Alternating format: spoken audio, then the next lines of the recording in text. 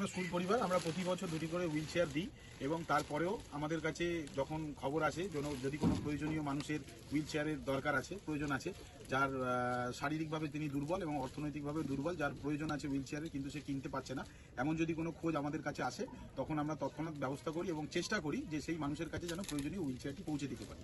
তো এরকমই একটি প্রয়োজনীয়তা আমাদের কাছে এসেছিল। সুখদেব দলুই বলে বাবু, এনার একটি হুইল চেয়ারের প্রয়োজন ছিল। আজকে আমরা বর্তমানে সুন্দরবন আরসিনগর অঞ্চলে উপস্থিত হয়েছি এবং এই হুইল চেয়ারটি আমাদের কাছে ছিল এবং সুরের তরফ থেকে আমরা এই হুইল চেয়ারটি সুখদেব দলুই বাবুর হাতে তুলে দিচ্ছি। আগামী দিনেও আমাদের এরকম কাজ চলবে। আগামী দিনেও আমাদের বহু লোক জানিয়েছে, আমরা চেষ্টায় আছি তাদের কাছে তাদের প্রয়োজনীয় হুইল চেয়ার পৌঁছে দেব। ধন্যবাদ। আমরা সুখ পরিবার। সুখদেব বাবু, আপনি খুশি তো? হ্যাঁ। ছেলেকে দেখবে? আচ্ছা, আমি ছেলেকে নিয়ে যাবো। ভালো হবে।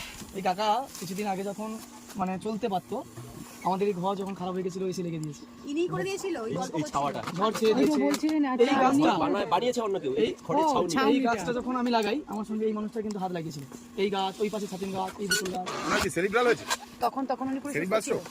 ওনার হ্যাঁ, স্ট্রোক হয়নি, বয়স তাহলে ওই হাতটা মানে ওই অল্প নার্ভ গুলো বসে যাচ্ছে, আর কিছু না। এমনি ভালো লোক। এমনি